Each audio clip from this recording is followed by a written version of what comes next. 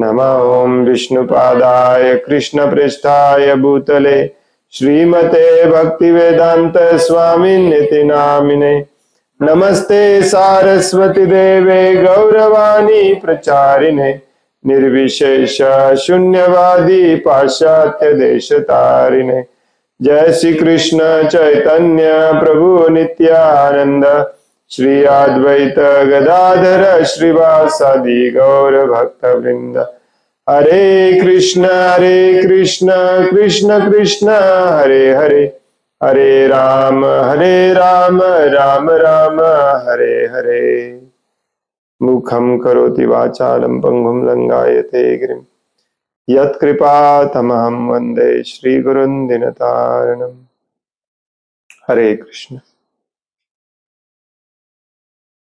श्रीमद भगवद गीता जशी आहे तशी, भाषांतर आणि तात्पर्य कृष्ण कृपामूर्ती श्री श्रीमद A.C. भक्तिवेदांत स्वामी प्रभुपाद यांच्याद्वारे आपण वाचत आहोत अध्याय 9वा आणि आज आपण वाचणार आहोत श्लोक नंबर 31।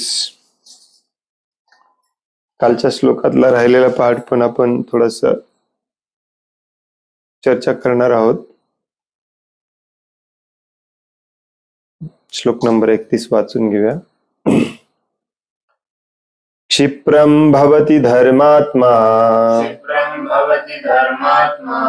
शश्वत् शान्तिं निगच्छति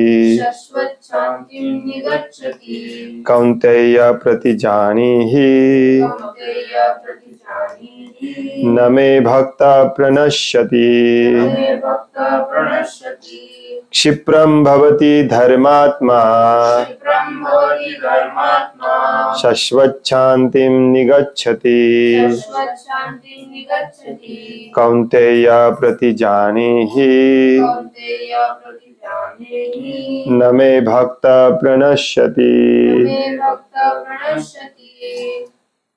क्षिप्रं भवति धर्मात्मा शश्वत् शान्तिं निगच्छति कौन्तेय प्रतिजानीहि न मे भक्तः प्रणश्यति। क्षिप्रम अत्यंत लवकरच, भवती होतो, धर्म आत्मा धर्मात्मा किंवा सदाचारी, शाश्वत शांतिम शाश्वत शांती, निगच्छति प्राप्त करतो, कौन्तेय हे कौन्तेय, प्रतिजानीहि घोषित कर, न कधीच नाही, मे माझा, भक्तः भक्त, प्रणश्यति नष्ट होतो। भाषांतर आहे, तो लवकरच धर्मात्मा म्हणजे सदाचारी होतो आणि त्याला शाश्वत शांती प्राप्त होते। हे कौन्तेय, निर्भय हो आणि घोषणा कर की माझ्या भक्ताचा कधीही नाश होत नाही।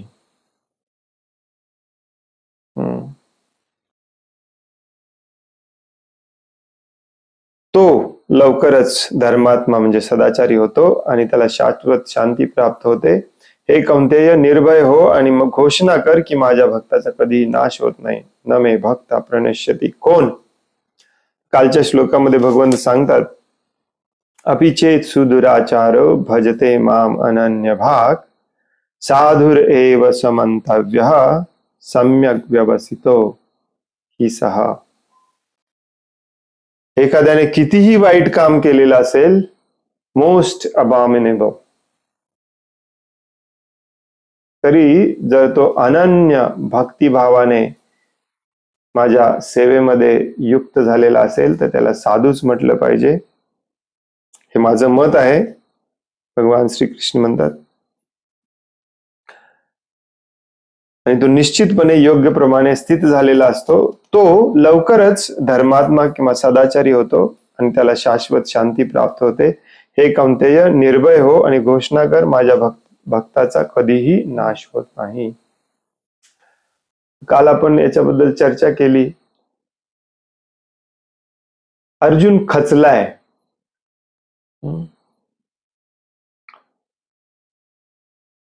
सुरुवातीला तो भरपूर हुशार विद्वान असल्यासारखं बोलला. भगवंतांना वेगवेगळे युक्तिवाद दिले त्यांनी, परंतु भगवंतांनी एका श्लोकामध्ये त्याचा युक्तिवाद सगळा काढला. दुसऱ्या अध्यायामध्ये पहिल्याच श्लोकामध्ये भगवंत म्हणतात, अशोचान व शोचत्स्वम प्रज्ञावादांश भाष्यसे गतासुम न गतासुंश ज्ञानुशोचंती पंडिता. ज्याच्याबद्दल शोक करायचं नाही त्याच्याबद्दल तू शोक करायला लागलायस आणि बोलत तर आहेस जणू काही खूप मोठा विद्वान आहेस. या एका श्लोकानंतर अर्जुन शांत होतो. त्याला लक्षात येतं की माझं काहीतरी चुकतंय. आणि मग भगवंतांना म्हणतो, मी खूप विचलित झालेलो आहे, मला काही सुचत नाही, माझा घसा कोरडा पडतोय, मला घाम सुटलेला आहे, मला वाटतंय मी काहीतरी चुकीचं करतोय, मला कृपा करून मार्गदर्शन द्या, मी तुम्हाला गुरु म्हणून स्वीकारतो, मला शिष्य म्हणून स्वीकार करा, मी तुम्हाला शरण येतो, मला तुम्ही मार्गदर्शन द्या आणि निश्चितपणे माझ्यासाठी श्रेयस्कर काय आहे हे मला सांगा. अर्जुनचे शब्द आहेत हे, निश्चितपणे, फर्मली सांगा.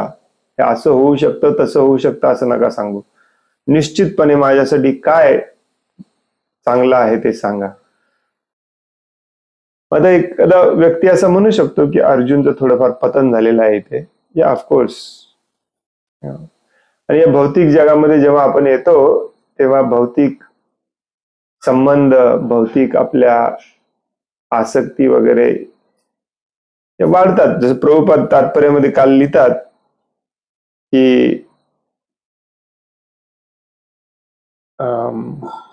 कुठे गेलं, मायेशी युद्ध करणे, भक्ती करणे म्हणजे माया शक्ती विरुद्ध युद्ध पुकारणे आहे. जोपर्यंत मायेच्या विरुद्ध युद्ध करण्या इतपत मनुष्यामध्ये बळ नसते तोपर्यंत प्रासंगिक पतन होण्याची शक्यता असते. आता अर्जुनचं हे प्रासंगिक पतन झालेलं आहे, परंतु ते काही क्षणासाठी आहे. आपण अर्जुन इतके शुद्ध नाही आहोत, त्यामुळे आपलं पतन कित्येक जन्म टिकून राहिलेलं आहे, एवढा फरक आहे. परंतु भगवंत अर्जुनाला सांगतात आणि अर्जुनाच्या माध्यमातून आपल्याला देखील सांगतात की कितीही मोठं पाप केलेलं असू दे, कोणत्याही प्रकारे तुमचं पतन झालेलं असू दे, मी तुम्हाला ज्ञान द्यायला येतो, माझ्या प्रतिनिधींना मी तुम्हाला ज्ञान द्यायला पाठवतो आणि ते ज्ञानार्जन करून तुम्ही पुन्हा जर माझ्या भक्तिमय सेवेमध्ये दृढ निश्चयी झाला, दृढ निश्चय, व्हेरी इम्पॉर्टंट.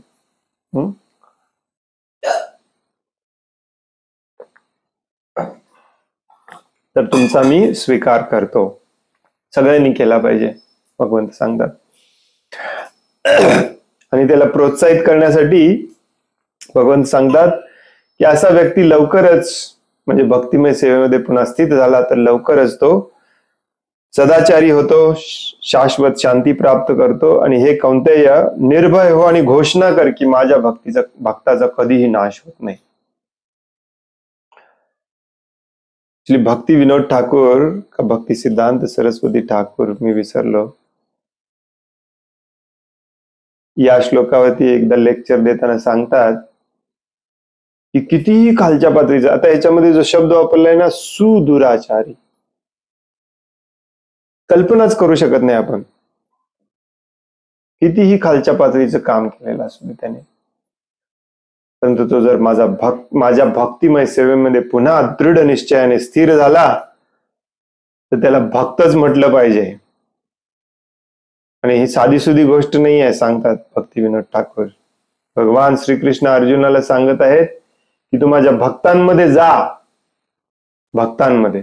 बरं, माझे भक्त जिथे एकत्र असतात तिथे तू जा आणि दोन्ही हात वर करून मोठे मोठे ड्रम आणि शंख तुतारी वाजवून सगळ्यांना गोळा कर आणि अगदी मोठ्या आवाजात सांग की भगवान श्रीकृष्णांनी सांगितलेलं आहे की माझ्या भक्ताचा कधीही नाश होत नाही, त्यामुळे तुम्ही धीर सोडू नका. भक्तीमध्ये उत्साह, निश्चय, त्याच्याबरोबर धीर पण खूप गरजेचं असतं. बऱ्याचदा आपल्याला वाटणार की आपली काही प्रगती होत नाहीये. पुढे मला वाटतं 18व्या अध्यायात का कुठेतरी हे पण सांगतात,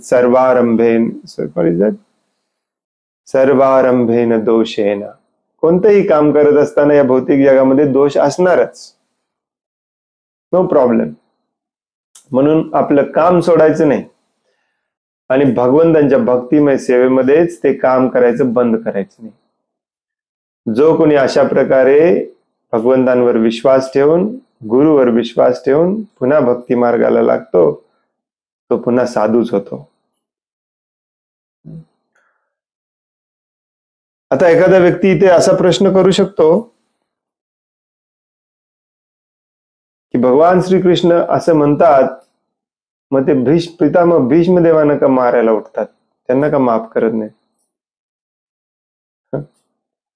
साधुर एव समंतव्य. पितामह भीष्मदेव तर 12 महाजनांपैकी एक महाजन आहेत. द्रोणाचार्य, अर्जुन तर भगवान श्रीकृष्णांना सांगतोय की तुम्ही मला माझ्या गुरुला मारायला सांगताय, की साधी सुधी गोष्ट आहे, मला काहीच समजत नाही आहे. ज्यांच्याकडून मी शिक्षण घेतलं, ज्ञान घेतलं, त्या गुरुला मारायला सांगताय.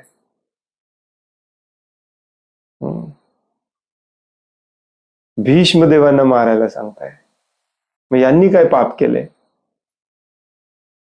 तुम्ही तर म्हणताय की कितीही पापी असू दे माझ्या भक्तिमय सेवेमध्ये पुन्हा स्थित झाला, मग यांना आपण पुन्हा भक्तिमय सेवेमध्ये स्थित करू शकत नाही का? असा एखादा व्यक्ती प्रश्न विचारू शकतो, हो की नाही? यांना मारायचं का?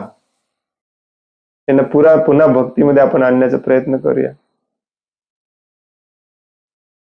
भगवान श्रीकृष्णांनी या सगळ्यांना पुन्हा भक्तीमध्ये आणायचा पुरेपूर प्रयत्न केला होता, हो की नाही? शेवटचा प्रयत्न म्हणून स्वतः गेले होते शांती प्रस्ताव घेऊन, पण ते लोक काही ऐकायला तयार नव्हते. तर अशा वेळेला हिंसेचा वापर करावा लागतो. अर्जुनचं इथेच चुकत होतं. तर याचं परफेक्ट उदाहरण आपल्याला चैतन्य महाप्रभू देतात. काल मी म्हणालो तुम्हाला मी स्टोरी सांगेन आणि थोडस त्याचं तात्पर्य पण तुम्हाला मी वाचून दाखवेन. आता ते मला शोधावं लागेल. Can you find out which chapter is that the chastisement of Chhota Haridas in Antyalila? त्याच्यापूर्वी आजच्या श्लोकाचं आपण तात्पर्य वाचूया आणि मग शेवटी ती चर्चा करूया. श्रील प्रभुपाद म्हणतात, या श्लोकाचा कोणी चुकीचा अर्थ काढू नये. 7व्या अध्यायामध्ये भगवंत सांगतात की दुष्कर्मी लोक भगवत भक्त बनू शकत नाहीत. जो भगवत भक्त नाही त्याच्याकडे सद्गुण मुळीच असू शकत नाही. मग प्रश्न राहतो की आकस्मिकपणे किंवा हेतुपूर्वक निंद कृत्य करणारा मनुष्य कसा शुद्ध भक्त होऊ शकतो, असा प्रश्न उद्भवणे रास्तच आहे. 7व्या अध्यायात सांगितले आहे की दुष्कर्मी लोक कधी भगवत भक्तीचा स्वीकार करीत नाहीत आणि श्रीमद भागवतात सांगितल्याप्रमाणे अशा व्यक्तींकडे कोणताही सद्गुण नसतो.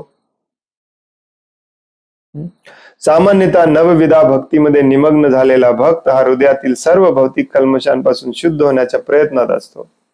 तो भगवंतांना आपल्या हृदयात स्थापित करतो आणि त्यामुळे त्याचे सर्व पापपूर्ण दोष साहजिकच धुतले जातात. इंटरेस्टिंग. प्रभुपाद इथे प्रपोजल देतात बघा की 7व्या अध्यायामध्ये भगवान श्रीकृष्ण स्वतःच सांगतात की हे 4 प्रकारचे लोक मला कधीच शरण येऊ शकत नाही. 16वा अध्याय अख्खा या लोकांसाठी ठेवलेला आहे शिल भगवंतांनी.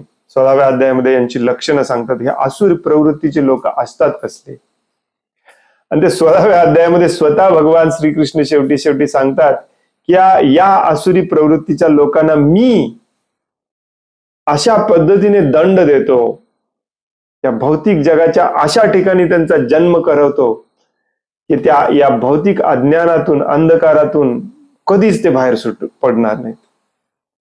त्यांना चान्सच नाही परत भक्त व्हायचा. तर ही थोडीशी अतिशयोक्ती आहे. भगवंतांचं सगळ्यांवरती प्रेम आहे, ते पण कालच्या श्लोकामध्ये वाचलं आपण परवाच्या. समोहम सर्वभूतेषु, हो की नाही, नमे द्वेषोस्ति न प्रिया, नाही मी कुणाचा द्वेष करतो. ह्या लोकांची स्वतःचीच इच्छा असते भगवंतांना विसरून जायची. भगवंत फक्त मदत करतात. हे पण सांगितलेलं आहे भगवंतांनी 3ऱ्या का 5व्या अध्यायामध्ये, तुम्ही जशी इच्छा कराल त्याप्रमाणे मी तुम्हाला मदत करतो. या नास्तिकवादी आसुरी प्रवृत्तीच्या लोकांची स्वतःचीच इच्छा असते भगवंतांना विसरायची, भगवंतांचा द्वेष करायची, मत्सर करायची. मग भगवंत त्याला पण मदत करतात. ठीक आहे, तुला माझा द्वेष करायचा आहे ना, हे घे टीव्हीचा रिमोट, टीव्ही बघत बस दिवसभर. हे घे मोबाईल, हे घे पुस्तकं, हे घे मित्र, टवाळकी मित्र, फिर यांच्यासोबत. सगळी अरेंजमेंट भगवंतच करतात, दुष्टांसाठी पण, असुरांसाठी पण. मग असे लोक कधी भगवंतांचे भक्त होऊ शकत नाही. मग हे कोणाबद्दल लिहिलेलं आहे? अर्जुनासारखा जो भक्त आहे, किंवा भगवान चैतन्य महाप्रभूंच्या या चळवळीमध्ये श्रील प्रभुपादांच्या कृपेने जे भक्तीमध्ये आलेले आहेत, भक्तिमय सेवेचं साधना भक्तीमध्ये अभ्यास करत आहेत, आणि मग चुकून त्यांच्याकडून काहीतरी पापकर्म झालं, आकस्मिक, प्रभुपाद येथील आकस्मिक किंवा हेतुपूर्व निंदकृत्य झालेलं, त्यांच्यासाठी हे 2 श्लोक आहेत. यांना जाऊन सांग अर्जुन की घाबरू नका, पुन्हा या माझ्या भक्तिमय सेवेमध्ये, मी सगळ्यांचा स्वीकार करतो, मी सगळ्यांचाच स्वीकार करतो. हे 4 प्रकारचे मूर्ख माझ्याकडे येत नाहीत. मी यांना स्वीकार करत नाही असं कधी म्हटलेलं नाहीये, हे येतच नाहीत. मूढ आणि कोण? नराधम मायया अपहरित ज्ञान आसुरीम भावमाश्रित, हे 4 प्रकारचे माझ्याकडे येत नाहीत. परंतु जे माझ्याकडे यायची ज्यांची इच्छा आहे, माझ्याकडे येताना रस्त्यावरती जे कोणी पडतात, ते परत उठून जर चालायला लागले माझ्याकडे यायला, तर त्यांचा मी स्वीकारच करतो. आणि हे ठामपणे घोषणा कर म्हणून सांगतात भगवंत. ऍक्च्युली कौंतेय प्रतिजानीही, प्रतिजानीही म्हणजे घोषणा कर, मोठे मोठे ड्रम्स घेऊन. तर प्रभुपाद इथे लिहितात, जो शुद्ध होण्याच्या प्रयत्नात असतो, भगवंत त्याच्या हृदयामध्ये बसलेले असतात आणि तुमची शुद्ध होण्याचे प्रयत्न, इच्छा जाणतात, आणि ते तुम्हाला आतून शुद्ध करतात, बाहेरून शुद्ध करतात. आतून तुम्हाला ज्ञान देतात शुद्ध भक्तांकडे जाण्याचं, बाहेरून तुम्हाला शुद्ध भक्त भेटवून देतात. सगळी अरेंजमेंट भगवंत करतात.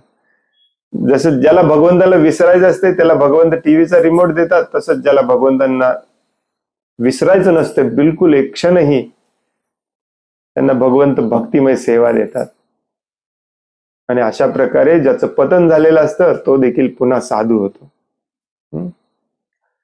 निरंतर भगवत चिंतनामुळे तो पूर्णपणे शुद्ध होतो.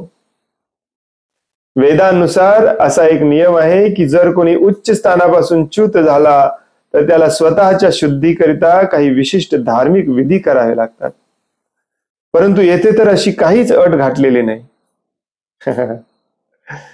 कारण भक्तांच्या हृदयात निरंतर भगवत स्मरणामुळे शुद्धीकरणाची प्रक्रिया चाललेली असते. इथे भाव बदलला पाहिजे. नसेल तर वेदांमध्ये खूप स्ट्रिक्ट नियम आहेत. तुम्ही ऐकले असतील, राजाने हे केलं नसलं पाहिजे, ब्राह्मणाने हे केलं नसलं पाहिजे. जो गावातला ब्राह्मण असतो ना, जो पूजा अर्चना करायची, ज्याच्याकडे जबाबदारी असते गावातल्या मंदिराची वगैरे, तो चुकून जर एखाद दिवस दारू पिताना दिसला ना, त्याला गावातून बाहेर काढायचे लोक पूर्वी. बिलकुल त्याला परत पुजारीचं सेवा नाही, त्याला परत मंदिरामध्ये त्याला प्रवेश नव्हता. कारण हे पण सगळं शास्त्रामध्ये दिलेलं आहे. प्रायश्चित्त केलं पाहिजे, दंड दिला पाहिजे. परंतु इथे भगवंत काहीच सांगत नाहीत. कितीही महाभयानक काम केलेलं असू दे, कितीही महाभयानक, कोणाला मारलेला असू दे, रेप, बलात्कार, काही असू दे, तो पुन्हा जर माझ्या भक्तिमय सेवेमध्ये जर त्याचं हृदय चेंज झालेलं असेल, हे सगळ्यात महत्वाची फरक. जो भक्त असतो ना त्याच्या हृदयामध्ये भगवत स्मरणामुळे शुद्धी करण्याची प्रक्रिया चाललेली असते, कंटिन्युअसली चाललेली असते. म्हणून हरे कृष्ण कृष्ण कृष्ण हरे हरे, हरे राम राम राम हरे हरे या महामंत्राचे कीर्तन अखंडपणे चालू ठेवले पाहिजे. There you go. There you गोला मराठीत काय म्हणतात, हे घ्या. प्रभुपादांनी फक्त 16 माळा जप करायला सांगितलं, तुम्ही आम्हाला सांगता अखंडपणे करायला पाहिजे, निरंतर करायला पाहिजे, सतत करायला पाहिजे, नित्य करायला पाहिजे. भगवद्गीतेच्या क्लासला या, तुम्हाला कळेल. भगवान श्रीकृष्ण स्वतः सततम नित्य 1000 वेळा सांगतात. इथे प्रभुपाद सांगतात हरे कृष्ण कृष्ण कृष्ण हरे हरे, हरे राम राम राम हरे हरे या महामंत्राचे कीर्तन अखंडपणे चालू ठेवले पाहिजे. अखंडपणे, 24 तास पण म्हटलेलं नाहीये इथे, अखंडपणे. त्याला भक्ती म्हणतात. मग ते अखंडपणे होत नसेल ना, तर त्याच्यामध्ये जे काही अडथळे येतात, प्रॉब्लेम येतात, ते सगळे दूर करणे हे भक्ताचं काम असतं. त्याच्यासाठी आपले गुरु आपल्याला मदत करतात. त्याच्यासाठी आपले गुरु आपल्याला सांगतात की अशा वातावरणामध्ये जाऊन राहा, अशा भक्तांच्या सोबत राहा. आणि ही प्रक्रिया जर आतमध्ये चालू असेल, मग बाहेरची प्रलोभनं किती येऊ देत, आणि त्या प्रलोभनाला कधी कधी तुम्ही बळी पडला तरी भगवंत तुम्हाला मदत करतात त्यातून बाहेर पडण्यासाठी.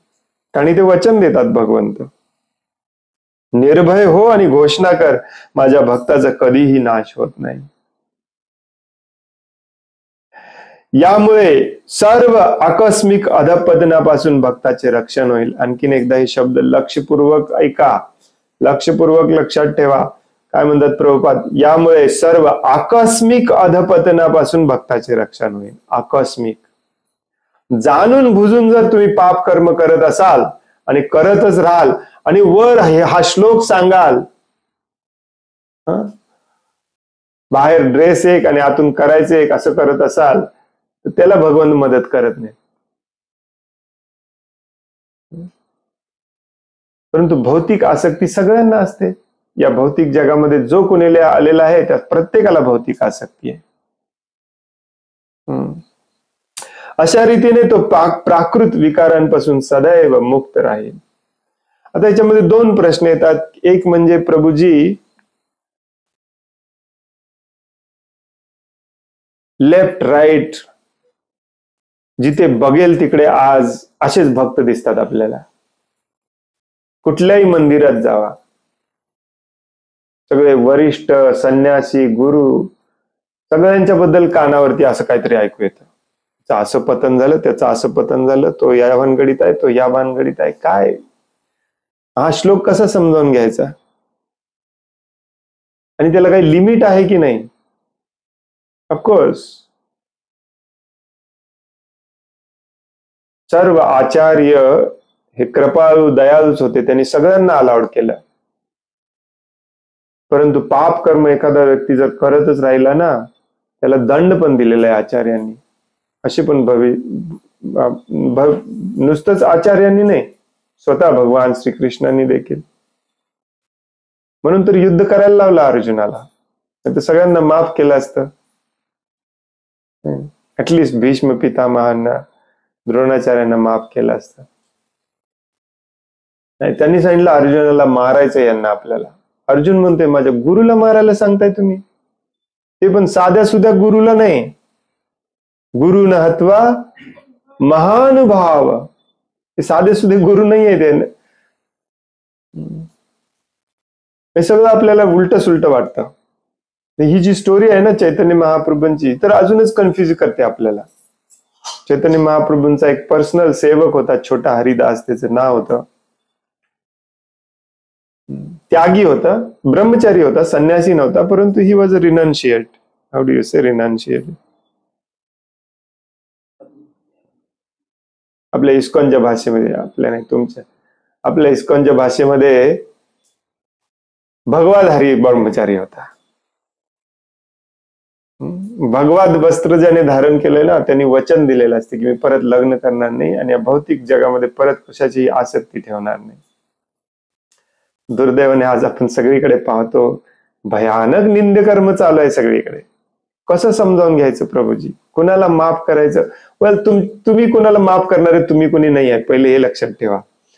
परंतु अशा पाप कर्मापासून आणि पाप करणाऱ्यांपासून दूर राहिलं पाहिजे, आपण त्याचा संग केला नसला पाहिजे. आणि या छोट्या हरिदासच्या स्टोरीवरून तिला भक्ती सिद्धांत सरस्वती ठाकूर आपल्याला समजावून सांगतात की अशी घटना जर झाली तर जे गुरु संन्यासी असतात अशा लोकांनी जर असं निंद कर्म केलं तर ते त्यांच्याशी कसा बर्ताव आपला असला पाहिजे.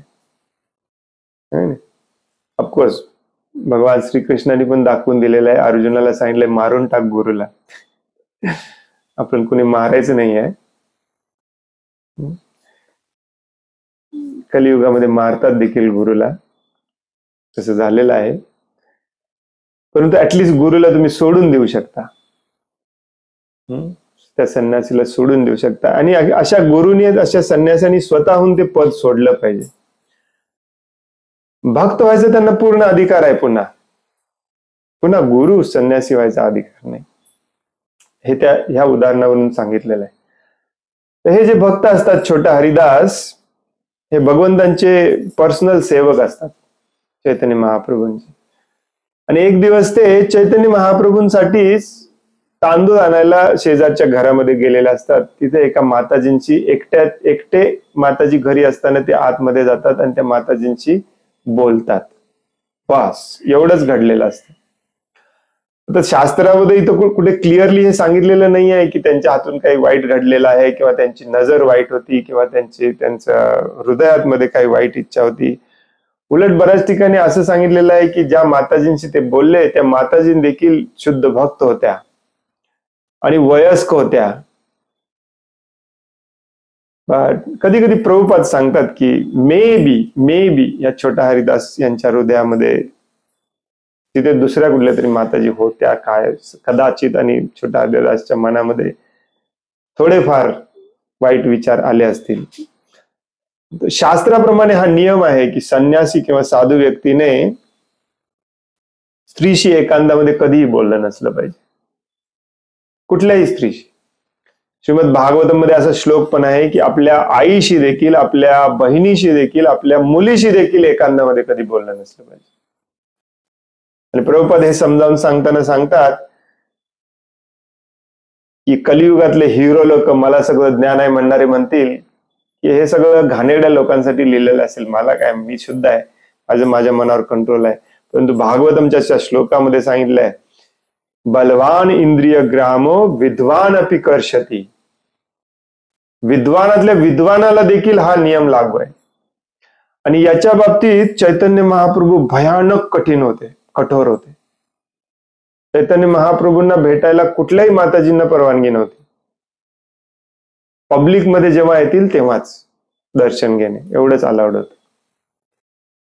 सगळे संन्यासाचे नियम काटेकोरपणे पाळायचे, आपल्या ब्रह्मचार्यांना देखील काटेकोरपणे पाळायला सांगायचे. मग छोटा हरिदासने जेव्हा हे असं केलेलं त्यांच्या कानावरती आलं, त्यांनी ते सहन केलं नाही. चैतन्य महाप्रभूंनी सांगितलं आजपासून मला बिलकुल तोंड दाखवायचं नाही, बहिष्कृत करून टाकलं. आणि चैतन्य महाप्रभूंचे जेवढे पार्षद परिकर होते ते चैतन्य महाप्रभूंना सोडून एक क्षण राहू शकत नव्हते. छोटा हरिदास कसं राहणार?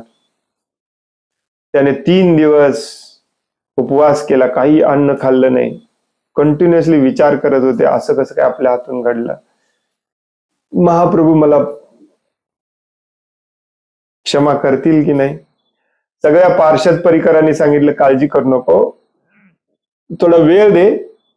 जनरली थोडा वेळ दिला की राग निघून जातो आणि लोक परत स्वीकार करतात. सगळीकडे नियम आहे, युनिव्हर्सल नियम. सगळ्यांना तसंच वाटलं. स्वरूप दामोदर, हे जितके रामानंद राय वगैरे सगळ्यांनी समजावून सांगितलं छोटा हरिदासना, जाऊ दे, थोडे दिवस जाऊ दे, महाप्रभू तुला परत घेतील. परंतु असे कित्येक दिवस गेले. त्यानंतर लोकांनी समजावून भगवंतांच्या पार्षद परिकरांनी भगवंतांना समजावून सांगायला जायचा प्रयत्न केला, भगवंतांनी बिलकुल ऐकलं नाही. छोटा हरिदासांना बिलकुल सहनच होईना विरह हा. चैतन्य महाप्रभू स्वतः विरहाच्या भावामध्ये होते, सगळे त्यांचे पार्षद परिकरांना त्याच ज्ञान शिक्षा होते. विरह इतका असह्य झाला छोटा हरिदासांना, त्रिवेणी संगमावर जाऊन त्यांनी आपला जीव सोडून दिला. एनिवे काही खातच नव्हते. गंगा आणि यमुना आणि सरस्वती, अदृश्य सरस्वती, तिथे सरस्वती ऍक्च्युली नाही आहे, या संगमावरती जाऊन छोटा हरिदासाने आपला शरीर त्यागलं. सगळ्या पार्षद परिकर पळत जाऊन चैतन्य महाप्रभूंना ही बातमी दिली. सगळ्यांना वाटलं की चैतन्य महाप्रभूंना खूप वाईट वाटेल. ऍक्च्युली चैतन्य महाप्रभूंना ऑलरेडी माहिती होतं काय झालं ते, पण भगवंत प्रत्येकाच्या हृदयामध्ये आहेत. भगवंतांना ऑलरेडी माहिती होतं छोटा हरिदास गेला. जेव्हा हे सगळे मिळून सांगायला आले, तेव्हा देखील चैतन्य महाप्रभू म्हणतात की प्रत्येक जण आपापल्या कर्माचं फळ भोगतो, डोंट वरी, कीर्तन करा. इतकं कठोर. बघा, इथे मात्र भगवान श्रीकृष्ण सांगतायत की कितीही महाभयानक कसलंही घाणेरडं काम केलेलं असते माणसाने, तर परत जर माझी भक्ती करायला आलेला असेल तर त्याला मी साधू म्हणून स्वीकार करतो. इंटरेस्टिंग आहे हो की नाही? कारण तो युग वेगळा होता, हा युग वेगळा आहे. तर याची कारण काय आहेत स्वतः शिल प्रभुपाद सांगतात आपल्याला त्या अध्यायामध्ये. कुठली तो अध्याय? दुसरा अध्याय. माझ्याकडे आता मराठीमध्ये नाही आहे, पण तुम्हाला मी इंग्लिशमध्ये वाचून दाखवतो आणि तुम्हाला मराठीमध्ये थोडं सांगतो. ऍक्च्युली प्रभुपाद देखील स्वतःच्या मनाने कधीच सांगत नाही. प्रभुपाद सांगतात की माझ्या गुरूंनी आणि त्यांच्या पूर्व आचार्यांनी याचा अर्थ असा सांगितलेला आहे, ते मी तुम्हाला सांगत आहे. त्याचा प्रभुपादांनी जो अर्थ आपल्याला चैतन्य चरितामृतामध्ये सांगितला आहे ते मी तुम्हाला आज सांगणार आहे. तर तिथे 7 पॉइंट दिलेत, नंबर 1, नंबर 2, नंबर 3, नंबर 4. तर सगळे आपण चर्चा करणार नाही. पहिले 3 पॉइंट खूप महत्वाचे आहेत, ते तुम्हाला मी वाचून दाखवतो. व्हेरी इम्पॉर्टंट, लक्षपूर्वक ऐका, कारण आज सध्या सगळीकडे हेच होतंय. विशेष करून तुम्ही ऐकलं असाल ज्याला चाइल्ड अब्यूज म्हणतो आपण, लहान मुलांवरती अत्याचार. याच्यामध्ये रेकॉर्ड ब्रेक केलेला आहे आपल्या संस्थेने, ऍक्च्युली आपल्या संन्यासी गुरु लोकांनी, वरिष्ठ भक्तांनी. हे कसं ऍक्सेप्ट करायचं आपण? भगवंत तर सांगतात की कोणा सगळ्यांना ऍक्सेप्ट केलं पाहिजे. चैतन्य महाप्रभू तर बिलकुल एवढीशी छोटीशी चूक पण ऍक्सेप्ट करत नाहीत. आपण काय करायचं? आपण मधलं कुठलं सोल्युशन आहे का प्रभूजी? मध्येच काही सोल्युशन आहे का? आपली जे संस्थेचे जे संचालक आहेत, जीबीसी ज्यांना आपण म्हणतो, त्यांनी जे सोल्युशन काढलेले आहेत ते चुकीचं आहे पूर्णपणे, असं माझं मत आहे. कारण भगवान श्री चैतन्य महाप्रभूंच्या सांगण्यावरून भक्ती सिद्धांत सरस्वती ठाकूर आणि शिल प्रभुपाद जे सांगतात त्याचं आपण पालन केलं पाहिजे. कारण प्रभुपाद आपले संस्थापक आचार्य आहेत, हो की नाही? सो अंत्यलीला, तुमच्याकडे मराठी चैतन्य चरितामृत असेल तर तुम्ही जाऊन घरी वाचू शकता किंवा काढून बघू शकता. अंत्यलीला 2रा अध्याय, शेवटचा श्लोक. लक्षात ठेवायला सोपं आहे, शेवटचा श्लोक, 172वा श्लोक. शिल प्रभुपाद म्हणतात, summarizing this chapter, Srila Bhakti Siddhanta Saraswati Thakur says that one should derive from it the following lessons. या अध्यायाचा ही स्टोरी पूर्ण सांगितली आणि या अध्यायाचा सारांश म्हणून भक्ती सिद्धांत सरस्वती ठाकूर सांगतात की याच्यावरून आपण काय शिकलं पाहिजे. नंबर 1, लक्षपूर्वक ऐका, नंबर 1 2 हे खूप महत्वाचे आहेत. Number 1, although Sri Chaitanya Mahaprabhu, the Supreme Personality of Godhead, is an incarnation of mercy. थोडं मी स्प्लिट करून सांगतो. जरी चैतन्य महाप्रभू परम पुरुषोत्तम भगवान हे दयेचा अवतार होते, करुणा अवतार होते, बरोबर आहे की नाही? दीनहीन पापी तापी सगळ्यांच्यावरती त्यांनी दया केली. त्यांना म्हणतोच आपण करुणा अवतार. श्रीकृष्ण चैतन्य प्रभू दया करो मोरे तुम बिन के दयालु जगत संसार. असे चैतन्य महाप्रभू असे कसे काय वागले, कसं समजावून घ्यायचं. He nevertheless gave up the company of one of his personal associates, namely Junior Haridas. तरी देखील त्यांनी आपल्या एका अगदी जवळच्या पार्षदाचा संघ सोडून दिला, त्याचं नाव होतं ज्युनियर हरिदास, छोटा Haridas. For if he had not done so, कारण जर त्यांनी असं केलं नसतं तर pseudo devotees would have taken advantage of Junior Haridas's fault by using it as an excuse to live as devotees and at the same time have illicit sexual connections.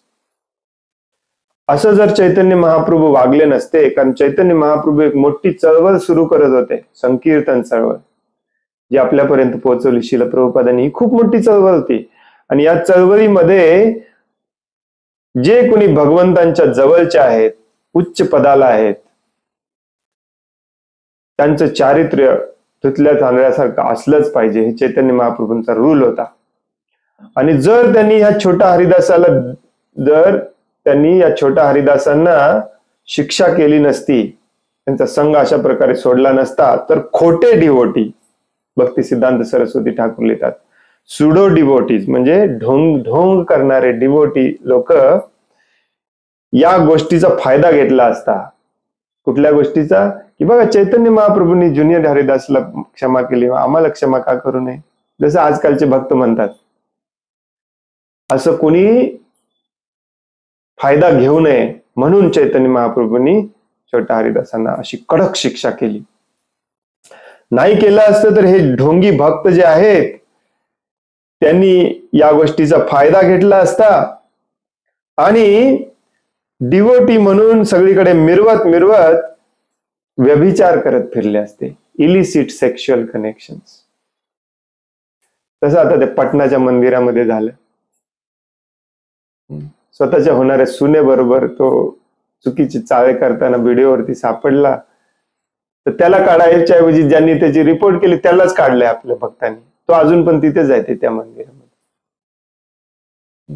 आणि त्याला हे समजावून सांगताना भगवद्गीतेतला हा श्लोक वापरला जातो. भगवंत म्हणतात कितीही घाणेरडं काम केलेलं असलं तरी त्याला आपण भक्तच मानलं पाहिजे. नो, भक्त मानलं पाहिजे. यस, भक्ती करायचा अधिकार हा सगळ्यांना आहे. पुढच्या श्लोकामध्ये भगवंत सांगणार आहेत भगवद्गीतेच्या, जो उद्या वाचणार आहोत आपण. भक्तीचा अधिकार सर्वांना आहे. आणि भौतिक जगात आलेले सगळेच व्यभिचारी आहेत, कोण नाहीये, हो की नाही? परंतु जे भगवंतांचा प्रचार कार्यामध्ये प्रचारक म्हणून आहेत, विशेष करून गुरु म्हणून आहेत, संन्यासी म्हणून आहेत, त्यांच्या हातून जर असं काही घडलेलं असेल तर त्यांना परत गुरुपद देऊ नका, त्यांना परत संन्यासी पद देऊ नका, त्यांना भक्ती करू द्या. दिस इज व्हेरी इम्पॉर्टंट. तर तुम्ही म्हणाल तुम्ही प्रभूजी मनाचं सांगताय, दुसरा पॉईंट तेच सांगणार आहे तिथे प्रभुपाद. पहिला अजून पॉईंट संपलेला नाही आहे. Such activities would have demoralized the cult of Sri Chaitanya Mahaprabhu, and as a result, devotees would have surely have gone to an hellish life in the name of Sri Chaitanya Mahaprabhu. आणि असं जर ढोंगी भक्तांनी याचा फायदा घेऊन व्यभिचार करत फिरले असते तर चैतन्य महाप्रभूंच्या या चळवळीला लांछन लागलं असतं. आणि ऍज अ रिझल्ट सगळे भक्त असे करायला लागले असते आणि सगळेचे सगळे चैतन्य महाप्रभूंचं नाव घेऊन नरकात गेले असते. खूप खूप महाभयानक गोष्ट सांगतात श्रील प्रभुपाद, लक्षात घ्या. In the name of Shri Chaitanya Mahaprabhu. Chaitanya महाप्रभूंनी छोट्या हरिदासला माफ केलं, मग आम्ही केलं म्हणून काय बिघडतंय म्हणत नरकात गेले असते. आपलं पण नाव खराब केलं असतं, प्रभुपादांचं पण नाव खराब करतायतच, चैतन्य महाप्रभूंचं पण नाव खराब करतात. Very important. नंबर 2, भक्ती सिद्धांत सरस्वती ठाकूर सांगतात ते आपल्यापर्यंत पोहोचवले श्रील प्रभुपादांनी. Number 2, by chastising junior Haridas, छोटा हरिदासला शिक्षा करून, the lord set the standard for acharyas और the head of institutions propagating the Chaitanya cult. Direct शब्दामध्ये लिहिलेला आहे. काय म्हणतात, तुमच्या काही लोकांना इंग्लिश येत असेल तर कळालं असेल, काय म्हणतात भक्तिसिद्धांत सरस्वती ठाकूर, अशा प्रकारे छोटा हरिदासला शिक्षा करून भगवान श्री चैतन्य महाप्रभूंनी आपल्या या चळवळीमध्ये जे आचार्य आहेत किंवा जे मोठ्या पदावरती आहेत, मंदिर अध्यक्ष आहेत, उपाध्यक्ष आहेत, वरिष्ठ भक्त आहेत, शिक्षा गुरु आहेत, दीक्षा गुरु आहेत, या सगळ्यांसाठी एक स्टँडर्ड सेट केलंय. याच स्टँडर्डचे सगळे असले पाहिजे.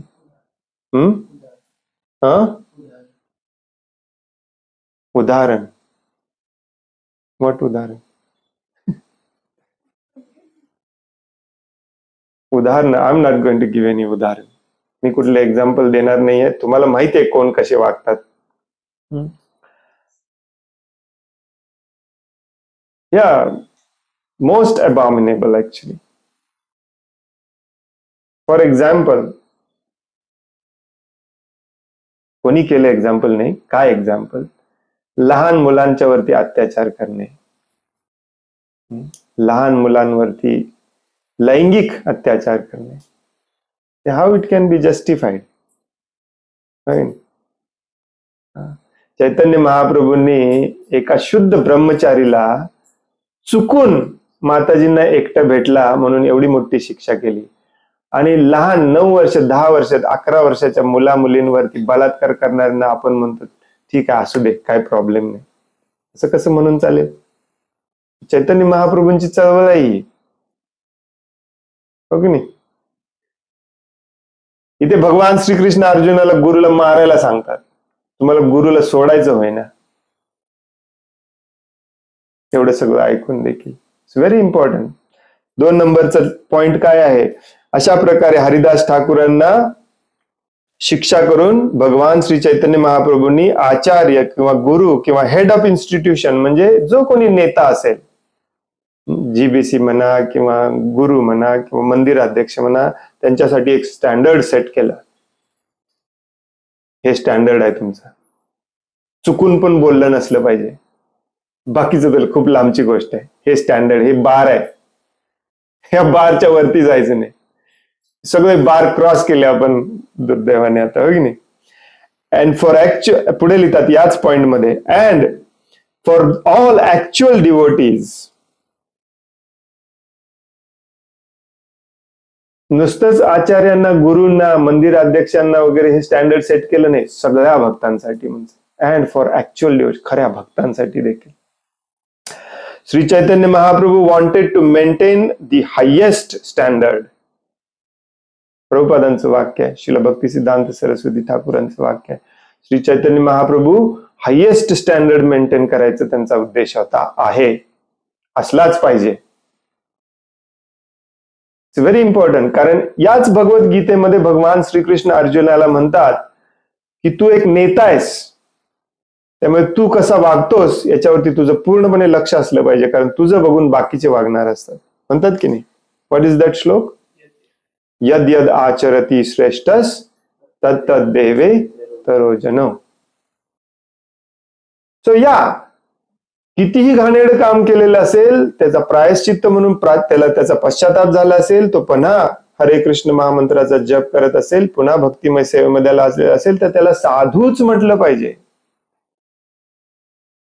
परंतु चैतन्य महाप्रभूंच्या चळवळीमध्ये त्याने आचार्य नाही होऊ शकत. तो अलग लक्षात, त्याचा काय अर्थ आहे? हेड होऊ शकत नाही, नेता होऊ शकत नाही. That is very important. Number 3, Sri Chaitanya Mahaprabhu instructed that a pure devotee should be simple and free from sinful activities, for thus one can be his bona fide servant. 3 number काय सांगतात? चैतन्य महाप्रभूंनी उपदेश दिला की शुद्ध भक्ताने साधं राहिलं पाहिजे आणि पूर्णपणे पापमुक्त असलं पाहिजे, मगच तो माझा शुद्ध सेवक असू शकतो, चैतन्य महाप्रभूंचा. चैतन्य महाप्रभूंचं सेवक होण्याचं पण स्टँडर्ड सेट केलं, शुद्ध असलं पाहिजे. Shri Chaitanya Mahaprabhu taught his followers how to observe the renounced order strictly. चैतन्य महाप्रभूंनी स्वतः त्याचं पालन केलं आणि आपल्या अनुयायांनी देखील सांगितलं की तुम्ही जर एकदा भगवा वस्त्र धारण केला तर त्याचं तुम्ही पालन एकदम स्ट्रिक्टली केलं पाहिजे. महाभयानक स्ट्रिक्टली, महाभयानक स्ट्रिक्टली. तुम्हाला मी बऱ्याचदा ही छोटीशी कहाणी सांगितलेली आहे की श्रील प्रभुपाद मायापूरमध्ये एकदा खोलीमध्ये त्यांच्या शिष्यांसोबत बसले होते आणि श्रील प्रभुपादांची बहीण त्यांना भेटायला आली, पिशिमा. ऑलरेडी श्रील प्रभुपाद 70 वर्षाच्या वरचे होते, त्यांची बहीण 70 वर्षाची वरची होती. आणि ती माताजी आत आल्यानंतर सगळे उठून गेले, महत्वाची व्यक्ती आली म्हणून. तर प्रभुपाद एकदम असे घामेघूम होऊन चिडले होते. सगळ्या शिष्यांना शिव्या घातल्या प्रभुपादांनी. तुम्हाला लाज वाटते का म्हणाले, एका संन्यासीला, एका भगवा वस्त्रधारी साधूला एका स्त्री बरोबर एका खोलीत एकटं सोडून जाता तुम्ही. ती त्यांची बहीण होती, सख्खी बहीण, 70 वर्षापुढचे. हे प्रभुपादांचं स्टँडर्ड होतं. आणि प्रभुपाद गेल्यानंतर प्रभुपादांच्या बऱ्याच शिष्यांनी स्वतः माताजींना सेक्रेटरी घेऊन फिरतात. सेक्रेटरी स्वतः माताजी केलेत, पर्सनल सेक्रेटरी. त्यांना घेऊन फिरतात जगभर एकांतामध्ये. बहीण पण नाही, आई पण नाही. आणि मग काय बोलायला गेलं की तुम्हाला गप केलं जातं, वैष्णव अपराध आहे. नो नो नो नो, वैष्णव निंदा करू नका, वैष्णव अपराध करू नका. No, these are the high standards. Actually प्रभुपादांनी सेट केलेले स्टँडर्ड्स आहेत, चैतन्य महाप्रभूंनी सेट केलेले स्टँडर्ड्स आहेत, भक्ती सिद्धांत सरस्वती ठाकूरांनी सेट केलेले स्टँडर्ड्स आहेत. आणखीन एक कारण तुम्हाला सांगितलं जातं, देश काल पात्राप्रमाणे स्टँडर्ड थोडेसे कमी जास्त करावे लागतात. थोडस ठीक आहे, कमी जास्त करा. श्रील प्रभुपाद म्हणायचे, माझ्या गुरुनी जे स्टँडर्ड सेट केलेलं आहे त्याच्या 80% मी पाळतो, 20% मी शिथिल केलेलं आहे. ते पण एकदम किरकोळ. जप कमी केला, मंदिरात येणे जाणे, मंगला आरती वगैरे अशा गोष्टी. एकदम घाणेरड्या पाप कृत्य, त्याच्यामध्ये कधी स्टँडर्ड कमी करायचं नसतं. आणि दुसरी गोष्ट म्हणजे तुम्ही श्रील प्रभुपादांच्या लेवलचे नाहीच आहे स्टँडर्ड कमी करायला. पहिले श्रील प्रभुपादाच्या लेवलला तरी या स्टँडर्ड कमी करायला. कोणकोणत्या वेगवेगळ्या पद्धतीने आपल्या अनुयायांना हे सगळे समजावून सांगतात की आम्ही करतोय ते बरोबरच आहे. कसं काय बरोबर आहे? आता हे माझं लेक्चर ऐकल्यानंतर बऱ्याच जणांना राग येईल, कदाचित क्रोधित होतील. परंतु कुणाचा द्वेष करणे किंवा कुणाबद्दल मत्सर आहे म्हणून मी हे बोलत नाहीये, किंवा मी स्वतःच्या मनाचं पहिली तरी गोष्ट मी बोलतच नाहीये. जे चैतन्य चरितामृतामध्ये लिहिलंय ते तुम्हाला आहेत असं मी तुम्हाला वाचून दाखवतोय. श्रील प्रभुपादांनी जे सांगितलं. आणि श्रील प्रभुपाद पण म्हणतात की माझं मत नाही आहे, श्रील भक्ती सिद्धांत सरस्वती ठाकूर, ह्याची सुरुवातच ते करतात असे, श्रील भक्ती सिद्धांत सरस्वती ठाकूर सांगतात म्हणून. So it is very important to understand की येस, भगवंतांनी सांगितलेलं आहे की किती घाणेरडं काम केलेलं असू दे, जर तो भक्तिमय सेवेमध्ये असेल तर त्याला साधूच म्हटलेलं असलं पाहिजे. तुम्ही पण साधूच म्हणा आणि साधू सारखाच त्याचा आदर करा.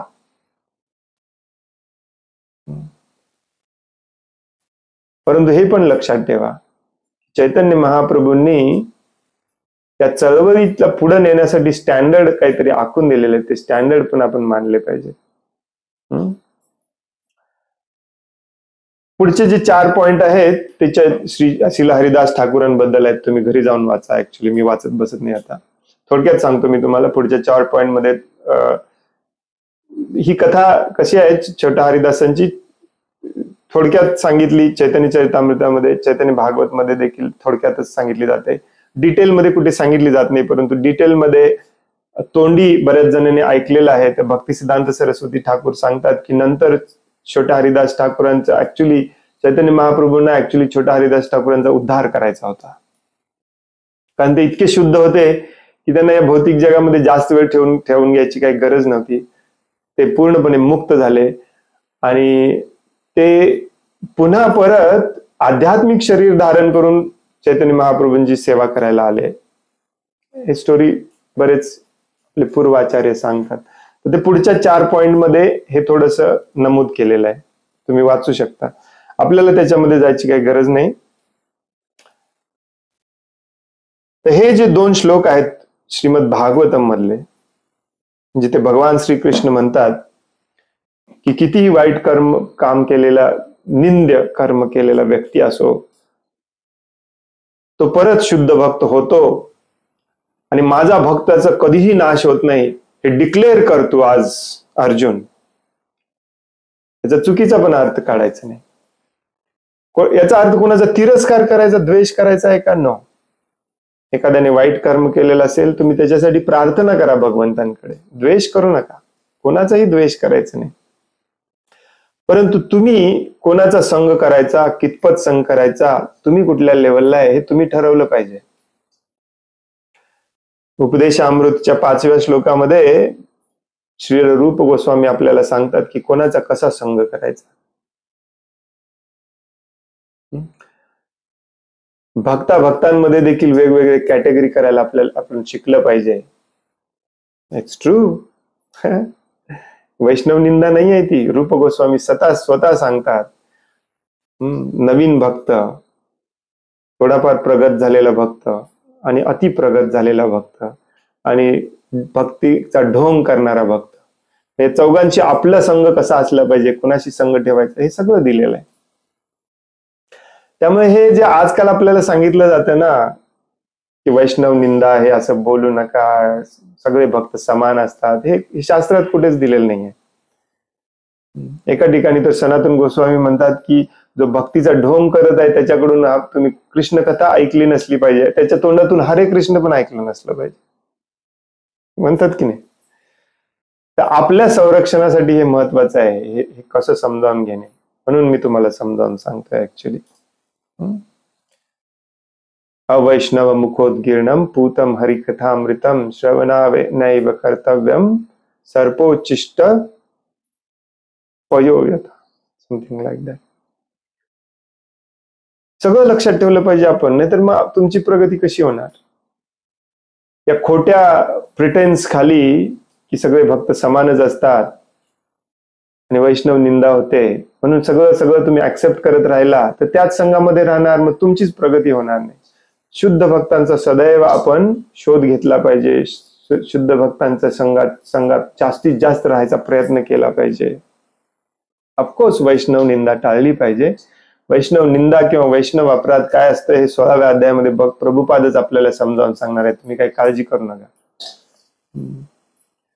प्रभुपाद म्हणतात की एखाद्याला चोराला चोर म्हणणे ही वैष्णव निंदा नसते. हे प्रभुपादांचं वाक्य आहे 16व्या अध्यायामध्ये.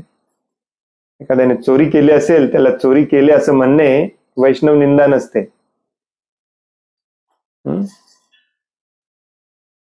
सो आणखी मी हे पुन्हा पुन्हा रिपीट करून का सांगतो की कारण बऱ्याच जणांना असं वाटतं की आपल्या क्लासमध्ये विशेष करून मी श्यामानंद दास सदैव दुसऱ्यांची निंदाच करत असतात, दुसऱ्यांच्यातलं वाईटच बघत असतात. ते तसे घाणेरडे वागतात, वाईट वागतात, त्याचं बोलून बोलून तुम्हाला काय फायदा होणार आहे, असे बऱ्याचदा काउंटर आर्ग्युमेंट मी ऐकलेले आहेत.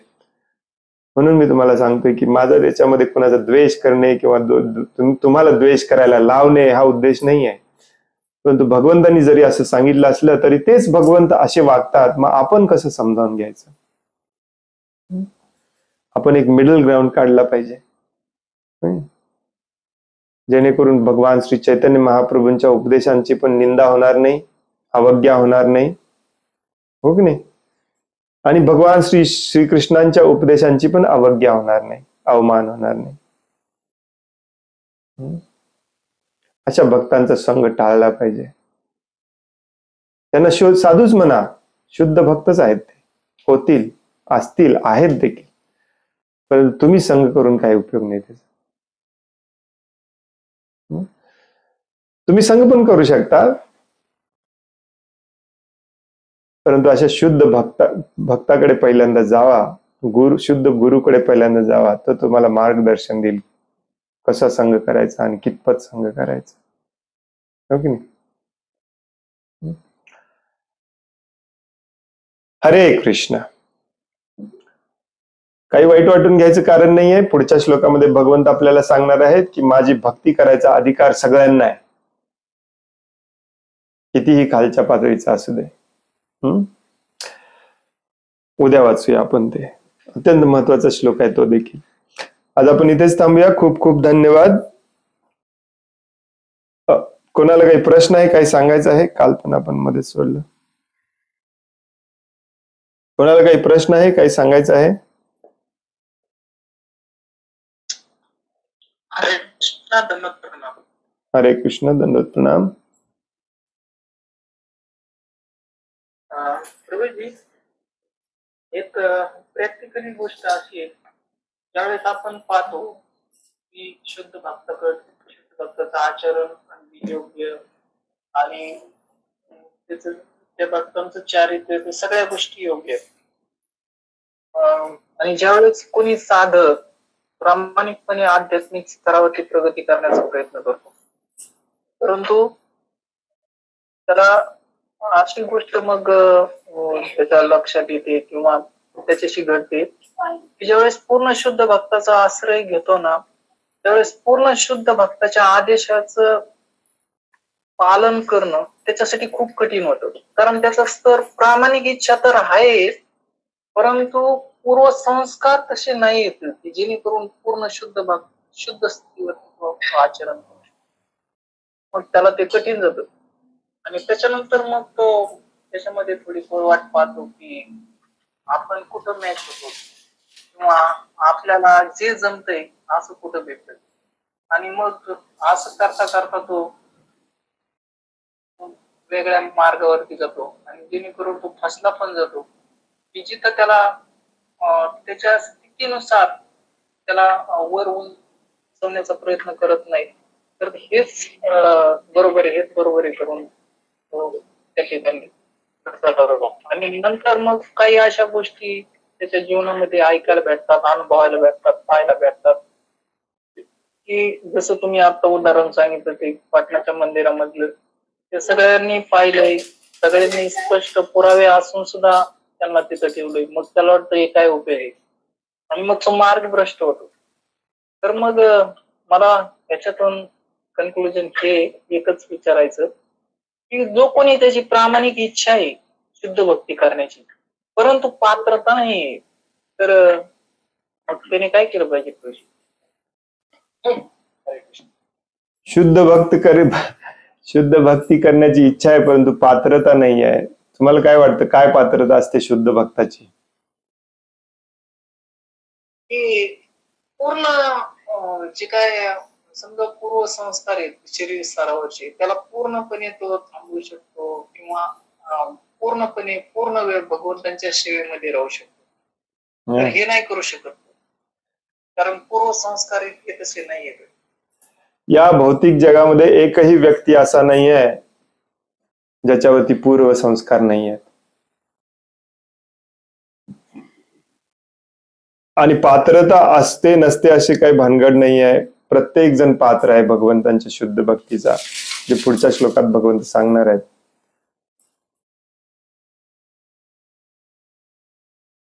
ऍक्च्युली समवट पळवाट असते अशा लोकांचीही. जसं प्रभुपाद म्हणाले की जेव्हा आपण भक्तिमय सेवेमध्ये प्रगती करायला लागतो तेव्हा हे जवळजवळ मायादेवीशी युद्ध करण्यासारखंच काम आहे. प्रतिकार प्रचंड प्रमाणामध्ये होणार, प्रचंड प्रमाणामध्ये. तर प्रत्येकाला असं वाटतं की माया मलाच जास्त परीक्षा घेते माझी. नो, मायादेवी सगळ्यांची परीक्षा घेते, शुद्ध भक्ताची जास्त परीक्षा घेते. श्रील प्रभुपादांनी आपल्या गुरुकडून आदेश ग्रहण केलेला 22व्या का 24व्या वर्षी, आय फॉरगॉट, 70वं वर्ष येऊपर्यंत त्यांना जमत नव्हतं हे कसं करायचं. प्रभुपादांनी काही प्रयत्न सोडला नाही. प्रयत्न तोच व्यक्ती सोडतो ज्याला गुरुवरती विश्वास नाही. गुरुनिष्ठा त्याला म्हणतात. ज्याला गुरुवरती विश्वास नाही तो प्रयत्न सोडून देतो. ऑफकोर्स तुमचा गुरु पण शुद्ध असला पाहिजे, गुरु तुम्हाला मार्गदर्शन देणार असला पाहिजे. आजकालचे गुरु मार्गदर्शनच देत नाहीत. ज्याला गुरुवरती विश्वास आहे, ज्याला भगवान श्रीकृष्णांवरती विश्वास आहे, तो भक्तीचा मार्ग कधीच सोडत नाही. काही व्हायचं ते होऊ दे. मी बरेच लोक असे पाहिलेले आहेत ऍक्च्युली, ज्यांनी भक्ती मार्ग सोडला. हे सगळं ऐकल्यानंतर तुम्ही जसं एक्सप्लेन करताय त्याप्रमाणे. आणि बरेच लोक मी अशीही पाहिलेले आहेत की ज्यांचा भक्ती मार्ग दृढ झाला हे सगळं ऐकल्यामुळे. आणि माझ्या जीवनामध्ये माझा अनुभव असा आहे की भक्तिमार्ग सोडून गेलेल्याची संख्या भक्तीमध्ये राहिलेल्यांपेक्षा खूप कमी आहे. खूप कमी आहे. ते सोडून जातात ना भक्तीचा मार्ग, त्यांना ऍक्च्युली पहिल्यापासून सोडायचंच असते. ते प्रयत्नातच असतात, चान्सच शोधत असतात. आणि मॅक्झिमम लोक मग दोष देतात कलियुगाला, वाईट भक्तांना, मॅनेजमेंटला. त्यांना ते पाहिजेच असतं. कधी एकदा सोडतो असं झालेलं असतं, ते कारणच शोधत असतात. परंतु जो शुद्ध असतो आतून, तो कितीही काही मनावर परिणाम झाला, कितीही मायेने त्याच्याशी फाईट केलं, तो सोडत नाही. हा माझा स्वतःचा अनुभव आहे. असे खूप लोक बघितलेत ऍक्च्युली. आपल्या क्लासला बरेच लोक पहिल्यांदा येतात आणि हे कठोर बोलणं ऐकून 1-2-4 क्लास नंतरच यायचं बंद होतं. आणि त्यांना याच्यामध्ये इंटरेस्टच नाही आहे. त्यांना इंटरेस्ट आहे भौतिक आसक्तीमध्ये. तसलेच गुरु त्यांना भगवंत भेटवून देतात. माझ्या कारकिर्दीमध्ये मी अशी लोक बघितलेली आहेत ज्यांची ब्राह्मण दीक्षा झालेली आहे, त्यानंतर सगळं सोडून दिलेलं आहे. हे सगळं ऐकून, मंदिरातल्या भानगडी बघून. पण अशी 1-2च उदाहरणं आहेत. 100 उदाहरणं अशी आहेत ज्यांची भक्ती दृढ झाली हे सगळं ऐकून. ज्यांना प्रभुपाद समजलेत ना, तो तर कधीच सोडणार नाही भक्ती. म्हणून परत परत परत परत मी कंटिन्युअसली सांगत असतो की प्रभुपादांचा आश्रय घ्या, प्रभुपादांचा आश्रय घ्या, प्रभुपादांचा आश्रय घ्या. प्रभुपादांना सोडून तुम्ही जर कोणाचा आश्रय घेतला तर तिथे 99.99% चान्सेस आहेत तुमचं शुद्ध न होण्याचे. हे मी गॅरंटीड सांगू शकतो.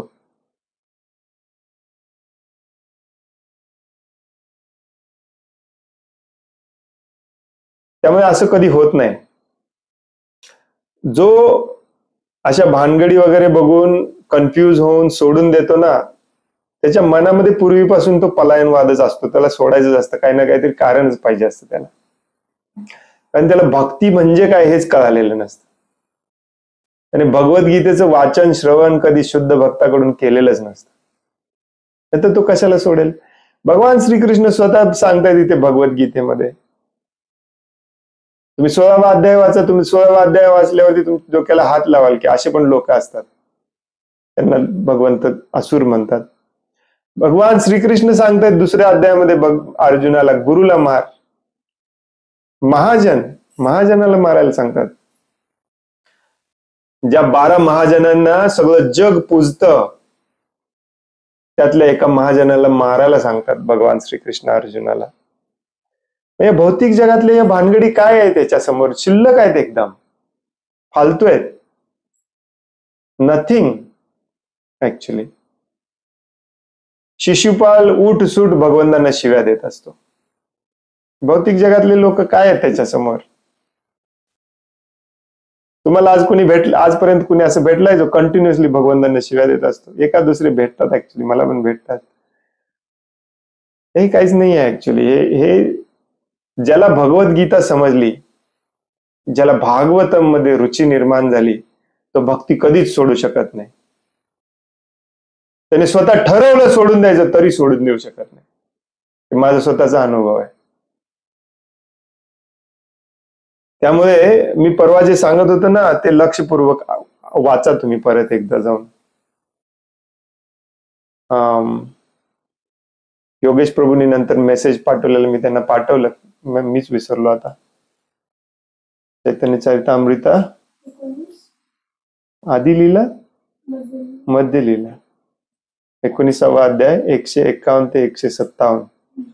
प्रभुपाद समजावून सांगतात की भक्ती लता काय असते ती कुठून मिळते आणि ह्या भक्तिलतेचं संवर्धन कसं करायचं समजावून सांगतात प्रभुपाद. हे खूप नाजूक गोष्ट आहे.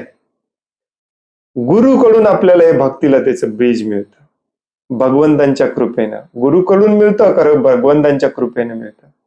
परंतु ह्या भक्तिलता बीजेचं जर तुम्ही काळजी घेतली नाही, त्याचं संगोपन केलं नाही, त्याला वेळोवेळी खत पाणी केलं नाही, तर काय होतं, ते खत पाणी कसं करायचं असतं प्रभुपाद समजावून सांगतात त्या 4-5 याच्यामध्ये.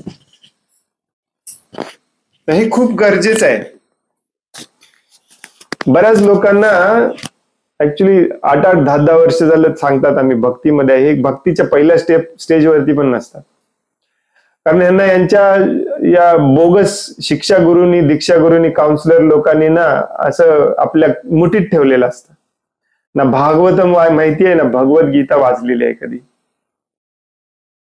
काही माहितीच नसतं यांना. आणि भक्तीची पहिली पायरी आहे, लक्षात ठेवा, श्रवणम श्रवणम श्रवणम, शुद्ध श्रवणम.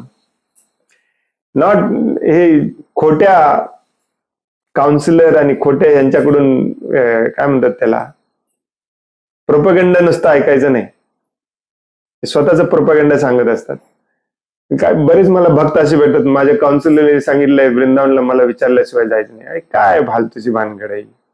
मला विचारल्याशिवाय कुठे गेला होता तुम्ही? मंदिरात गेला होता, कोण सांगितलं होतं जायला? हे काम आहे का शिक्षा गुरुचं? कोणाला विचारून सेवा करायला गेला होता प्रभूजी? हे शिक्षा गुरुचं काम आहे. शिक्षा गुरुचं काम आहे त्याला भगवद्गीता समजावून सांगणे, भागवतम समजावून सांगणे. श्रवण श्रवण श्रवण श्रवण श्रवण, इतकं महत्व दिलेलं आहे श्रवणाला. म्हणून लोकांना श्रवणामध्ये इंटरेस्टच नाही आता, आणि केलं तरी त्यांच्या ते एकदम म्हणजे असे हिप्नोटाइज्ड असतात. परंतु तो शुद्ध भक्त असतो ना, तो त्यातून बाहेर पडतो. आणि असे लाखामध्ये एकच असतात. तुम्ही जास्त पण एक्सपेक्ट करू नका. भगवान श्रीकृष्ण स्वतः सांगतात लाखामध्ये एक असतात. पुढच्या अध्यायात सांगणार आहेत. आणि मी बघितलेत असे लाखामध्ये एक असलेले.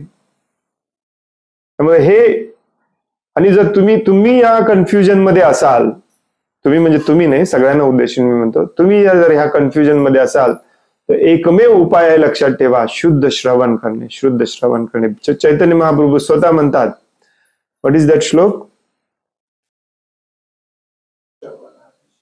नित्य सिद्ध कृष्ण भक्त, कृष्ण भक्ती साध्य कबू नाय, श्रवणादी शुद्ध चित्त करिय उदय. दुसरा कुठला मार्ग नाही आहे. कारण आपण आहोत अज्ञानामध्ये. याच्यातून बाहेर काय काढणार आपल्याला? ज्ञानाचा स्रोत शोधला पाहिजे, हो की नाही? आणि मग तिथे आपला ज्ञानाचा स्रोत जर आपण शोधला तर तिथे आपला आदर निर्माण होतो, प्रेम निर्माण होतं, व तिथे अवज्ञा होत नाही. भक्तीतून आपली अधोगती, पतन हे कशामुळे होतं? अवज्ञामुळे होतं. प्रभुपाद बऱ्याचदा समजावून सांगतात, हे 10 नाम अपराध आहेत ना, त्यातला सगळ्यात मोठा महाभयानक अपराध आहे तो म्हणजे गुरुर अवज्ञा. गुरुच्या आदेश उपदेशांची अवज्ञा करणे, म्हणजेच गुरुच्या आदेश उपदेशांचं पालन न करणे. आज परिस्थिती अशी आहे की तुम्हाला गुरु आहे, परंतु गुरु तुम्हाला कधी आदेश उपदेशच देत नाही, तो द्यायला पण येत नाही, तो त्याला माहिती पण नाही तुम्ही त्याचे शिष्य आहात. हे सगळं कसं फिक्स करायचं? श्रवणम श्रवणम श्रवणम. जोपर्यंत गुरु तुम्हाला भेटत नाही तोपर्यंत श्रवणम करत राहायचं. ज्या दिवशी गुरु भेटेल त्या दिवशी गुरुचं सगळं ऐकायचं. ही पॉलिसी जर तुम्ही लक्षात ठेवली ना तर कधीच पतन होणार नाही तुमचं. काही होऊ दे, कितीही महाभयानक परिस्थिती समोर येऊ दे तुमच्या. मी बऱ्याचदा हे सगळ्यांना समजावून सांगतो की अर्जुनच्या तुलनेमध्ये तुमचं जीवन खूप सुखी आहे. तुम्ही बिलकुल काळजी करू नका. हे काहीच नाहीये. तुम्ही जे ऐकताय भानगडी पॉलिटिक्स आणि हे आणि ते, तुमचं घर, पत्नी, पती, मुलं, बाळ, पॉलिटिक्स, हे मित्र, हे काहीच नाहीये अर्जुनच्या समोर. अर्जुन इतका दुःखी या जगात कुणी नव्हता, आजपर्यंत कुणी नाही. त्याच्यावरती सोल्युशन म्हणून भगवान श्रीकृष्ण त्याला भगवद्गीतेचं श्रवण करवत आहेत. भगवंतांना अर्जुनाने गुरु मानलंय. मी तुम्हाला आज गुरु मानतो, तुम्हाला मी शरण आलेला आहे म्हणतो अर्जुन दुसऱ्या अध्यायामध्ये. शादिमाम त्वाम प्रपन्नम. भगवंतांच्या मनात आलं असतं, भगवंतांनी सांगितलं असतं मला गुरु मानलाय, चल उठ युद्ध कर, सगळं संपव ना, चल आपल्याला राज्य करायचंय. नो, भगवंतांनी कुठला मार्ग हातात घेतलाय? ज्ञान द्यायचा. कारण अर्जुन अज्ञानामध्ये आहे. आणि त्याची एकच प्रक्रिया आहे, श्रवणम श्रवणम श्रवणम. Very very very important actually. आणि गुरुचं पण काम असतं फक्त लेक्चर देणे, प्रवचन देणे, प्रवचन देणे, प्रवचन. जो गुरु प्रवचन देत नाही ना, तो पण बोगस असतो. आणि ते प्रवचन कसं असलं पाहिजे? आपल्या सगळ्या शिष्यांना समजेल असल्या भाषेमध्ये, आपल्या सगळ्या शिष्यांना समजेल असं प्रवचन त्याने रोज दिलं पाहिजे. आपल्या शिष्याकडे जाऊन दिलं पाहिजे, शिष्यांना आपल्याकडे बोलवून दिलं पाहिजे. म्हणून तर प्रभुपादांची 3-4 हजाराच्या आसपास लेक्चर्स आहेत, रेकॉर्डिंग आहेत. काय आहे ते उपदेश आहेत, आदेश आहेत, उपदेश आहेत, निर्देश आहेत, डायरेक्शन आहे. आजकालचे गुरु तसं करत नाही. काय करत फिरत असतात माहिती नाही. तर विचलित होऊ नका. अजून खूप काय काय बघायचंय आपल्याला या शरीरात जास्त दिवस राहिला तर. जोपर्यंत या शरीरात आहे आणि कलियुगात आहे, याच्याही पेक्षा वाईट गोष्टी आपल्याला बघायच्या आहेत प्रभूजी. श्रद्धा अशी डळमळीत होऊन देऊन चालणार नाही. जी श्रद्धा डळमळीत होत नाही त्यालाच निष्ठा म्हणतात. त्या निष्ठेच्या स्टेजला लवकरात लवकर जायचंय आपल्याला. सगळ्यांनी लक्षात ठेवा, त्या निष्ठेच्या स्टेजला लवकरात लवकर जायचंय. 2 दिवसात गेला सगळ्यात बेस्ट. प्रभुपादांचं स्टँडर्ड आहे 2 वर्षात गेला. 2 वर्षात गेला नाही तर जरा शक्यता कमी असते त्या माणसाची. त्याला पूर्वसंस्काराचं नाव देऊन पळून जाऊ नका. काही नसतं पूर्वसंस्कार बिर्वसंस्कार, कोणाचं काही पूर्वसंस्कार नसतं. याच अध्यायामधला हा श्लोक आहे महत्वाचा तुमच्यासाठी. हा श्लोक आहे ऍक्च्युली. उशीर झालाय. कुठे आहे? 2ऱ्या का 3ऱ्या श्लोकामध्ये तात्पर्यामध्ये श्रील प्रभुपाद सांगतात.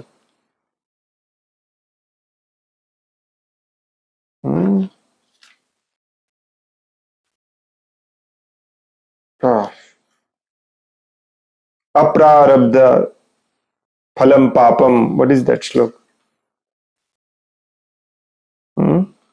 Is it 9.2 or 9.3?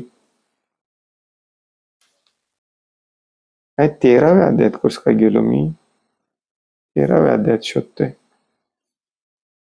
माफ करा, हे महत्वाचं पॉइंट आहे, तुम्हाला सांगतो ना.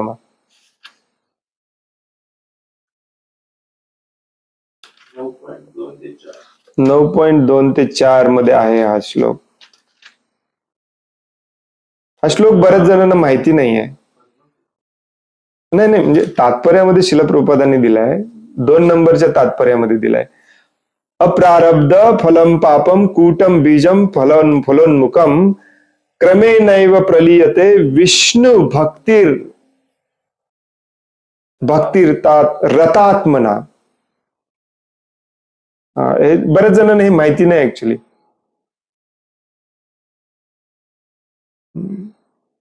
माफ करा, थोडस लेट होतंय, परंतु एक खूप महत्वाचं पॉइंट आहे प्रभूजी, लक्षपूर्वक ऐका. ऍक्च्युली तेव्हा आपण याची चर्चा करायला पाहिजे होती. अप्रारब्ध फलम पापम, तुम्ही जे म्हणताय ना पूर्वसंस्कार, त्याला म्हणायचं नाही, ते अप्रारब्ध नसते, प्रारब्ध असते. पूर्वसंस्कार म्हणजे प्रारब्ध. ते प्रारब्धाने काही कर्म असतात, त्या कर्माची फळं तुम्हाला मिळणार असतात, त्याप्रमाणे तुम्ही असं वागायचं ठरलेलं असतं. याला पूर्वसंस्कार किंवा प्रारब्ध म्हणतात. तर या श्लोकामध्ये सांगितलंय. हा श्लोक कशातला आहे? हा श्लोक पद्मपुराणातला आहे. प्रभुपाद इथे सांगतात अप्रारब्ध फलम पापम कूटम बीजम फलोन्मुखम. कूटम बीजम फलोन्मुखम हे प्रारब्ध कर्म असतं. तर प्रारब्ध कर्मची फळं आणि अप्रारब्ध कर्माची फळं, म्हणजे तुम्ही आता इथून पुढे जे काही करणार आहे पाप कर्म त्याची फळं, ती सगळी नष्ट होतात. कधी? क्रमेणैव, म्हणजे क्रमाक्रमाने. प्रलीयते विष्णुर्भक्तीर रतात्मनाम. विष्णू भक्तीमध्ये, भगवान श्रीकृष्णांच्या या नाम जपामध्ये, संकीर्तनामध्ये इतकी पावर आहे ना, ते तुमचे पूर्व संस्कार देखील घालवायची ताकद आहे याच्यामध्ये. हे जे आहे ना, कूटम बीजम फलोन्मुखम, याचा अर्थ असतो प्रारब्ध कर्म.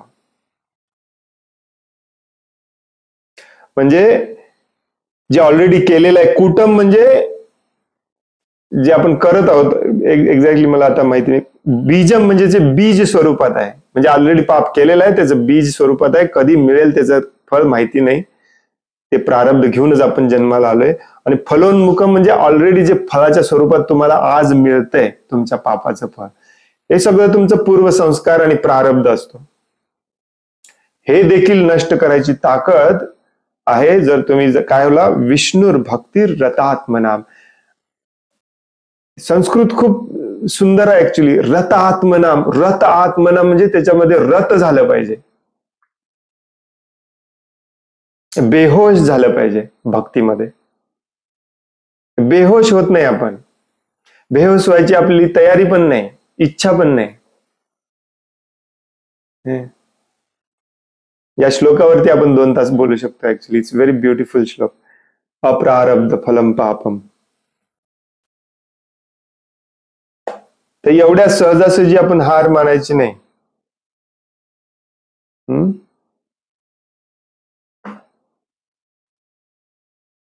प्रभुपाद देखील सांगतात, हरे कृष्ण कृष्ण कृष्ण हरे हरे, हरे राम राम राम हरे हरे. या महामंत्राचे कीर्तन अखंडपणे चालू ठेवले पाहिजे. यामुळे सर्व आकस्मिक अधपतनापासून भक्ताचे रक्षण होईल.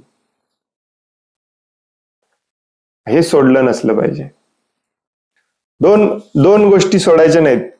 तुमच्या सगळ्या प्रकारच्या गोष्टीतून भगवंत रक्षण करतात. प्रॅक्टिकली मी सांगतो तुम्हाला, तर 2 गोष्टी सोडायच्या नाहीत. कुठल्या 2 गोष्टी? एक म्हणजे प्रभुपादांचं पाय कधीच सोडायचं नाही, बिलकुल सोडायचं नाही. आणि दुसरी गोष्ट म्हणजे प्रभुपादांनी दिलेली जपमाळा जी आहे ना, ती जपमाळा आणि जपाची बॅग कधीच सोडायची नाही, घट्ट पकडून ठेवायचं. काही पण होऊ दे, प्रभुपाद आहेत आणि भगवान श्रीकृष्ण आहेत, बघून घेतात. दृढ निश्चयी व्हा. दृढ दृढ दृढ दृढ दृढ हा शब्द खूप महत्वाचा आहे. दृढ निश्चयी असाल ना, बाकी सगळं भगवंत बघून घेतात. तुमचं काम आहे फक्त दृढ निश्चयी होणे.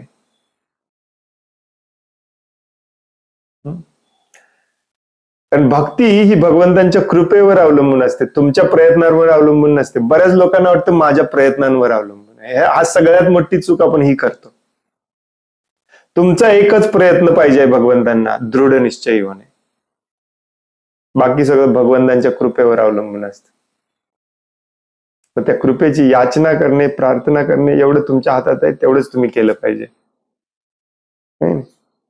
हरे कृष्ण कृष्ण कृष्ण हरे हरे, हरे राम राम राम हरे हरे. बस. हरे कृष्ण. धन्यवाद.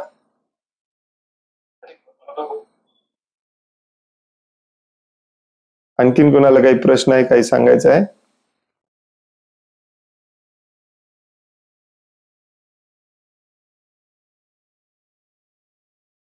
ऍक्च्युली माझ्याकडे सध्या वेळ नाही आहे, परंतु तुम्ही मला कधी आठवण करून द्या. हा जो श्लोक मी आता सांगितलं ना, अप्रारब्ध फलम पापम कूटम बीजम फलोन्मुखम, याच्या मागे ग्रेट सायन्स आहे. It's very scientific. हे नुसतंच म्हणण्यासाठी नाही. बऱ्याच जणांना असं वाटतं की प्रभूजी काय आहे, शास्त्रात सांगितलंय तुमची सगळी पाप नष्ट होतील, सगळी पाप नष्ट होतील, जप करा सगळी पाप नष्ट होतील. नो, आपलं इट्स व्हेरी सायंटिफिकली मी तुम्हाला प्रूव्ह करून हे सांगू शकतो. आता माझ्याकडे वेळ नाहीये. मन कसं बदलतं आणि त्याच्या ते मन बदलल्यामुळे, जप केल्यामुळे मन कसं बदलतं आणि मन बदलल्यामुळे आपली पाप करण्याची वृत्ती कशी कमी होते, त्यामुळे पापाचं फळ कसं नष्ट होतं, बीज कसं नष्ट होतं, खूप सुंदर रीतीने सांगितलं आपल्या पूर्व आचार्यांनी. तुम्हाला कोणी सांगणारे भेटले नाही, तुम्हाला फक्त कथा सांगून आजपर्यंत करमणूक करणारेच भेटले, त्यामुळे असं आपल्याला कन्फ्युजन निर्माण होतं. कन्फ्युज होऊ नका, दृढ निश्चयी व्हा. कधी आठवण करा, आपण त्या श्लोकावरती एखाद दिवस एक्स्ट्रा क्लास ठेवूया. हरे कृष्ण. खूप खूप धन्यवाद. वांछा कल्पतरो भयश्च कृपा सिंधुभ्य एव च पतितानां पावनेभ्यो वैष्णवेभ्यो नमो नमः. अनंत कोटि वैष्णव वृंद की जय. वैष्णव ठाकुर शिल प्रभुपाद की जय. भगवत गीता जशी आहे तशी की जय. हरे कृष्ण. धन्यवाद.